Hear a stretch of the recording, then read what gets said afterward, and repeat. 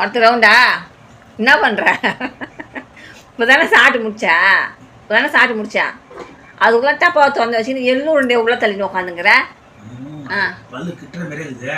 ஏதாவது தின்னு அவன் பல்லு. 36 பல்லு இருக்குதா? ஒரு பல்லு சரி 36 32 பல்லு 32 தான் சொல்லுவாங்க. நீ 36 பல்லு எக்ஸ்ட்ரா 4 பல்லு சேர்த்து வச்சுன்னு உட்காந்துங்கிற.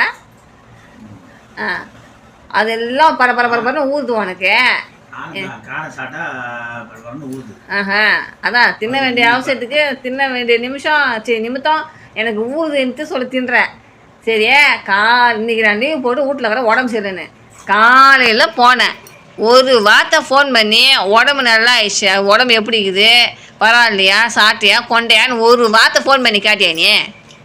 அது ஏன் எப்பயுமே அவருக்கு அந்த பழக்கம் கிடையாது. மக்களே இவர் எப்போனா நான் உடம்பு சரியில்லைன்னு என்னை வீட்டில் விட்டு போனார்னா சாயந்தரம் வர வரைக்கும் கூட ஒரு ஃபோன் அடிக்க மாட்டார். ஃபோன் அடித்து என்னம்மா உடம்பு எப்படி இருக்குது, சாப்பிட்டியா, கொண்டையா கேட்க மாட்டார். இந்த 19 வருஷத்தில் ஒரு நாளும் கேட்டதே கிடையாது.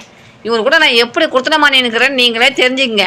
ஆனால் இந்த யூடியூப் ஒன்று இருக்குது பார்த்தீங்களா, அந்த யூடியூப்பால் நிறைய தம்பதிகள் சண்டை போட்டாலும் மறுபடியும் உடனே குடிக்கிறாங்க. ஏன்னா வீடியோ போடணும்ல. இப்போ கொஞ்ச நேரத்துக்கு முன்னே தான் எங்கள் மாமா கிட்டே செம்ம சண்டை. உடனே நான் அவர்கிட்ட ஜாலியாக பேசுகிறேன். காரணம் வீடியோ போடணும். அப்போ இது பொய்யான அன்பான்னு கேட்டுறாதீங்க. கணவன் மனைவிக்குள்ளே சண்டை போட்டால் உடனே குடிக்கணும். அதுதான் நல்ல வாழ்க்கைக்கு அர்த்தம். அப்படியே ஒரே கராராக இருந்தோம்னா ஒன்றுமே பண்ண முடியாது. சரி, அது வேறு பிரச்சனை. சரி, ஒரு வார்த்தையாவது எனக்கு கேட்டியா? அது ஏன் உனக்கு அந்த பழக்கமே வரமாட்டுதுமாம்மா உனக்கு? நீ முன்னேறி எப்படி போதும் அப்படி தான் பின்னேறி வரும்னுவாங்க. நீ எப்படி இருக்கிற அப்படி தான் உன்னோட குழந்தைகள் இருக்குன்னு சொல்லுவாங்க. நீ நன்னடத்தையாக இருக்கணும். இப்போ காலைல உடம்பு சரியில்லை ஒரு மனைவி விட்டுட்டு போகிறோன்னா மதியானம் சாப்பாடு டைமாவது உனக்கு வேலை பிஸி உன்னால் கேட்க முடியலன்னு வச்சுக்க.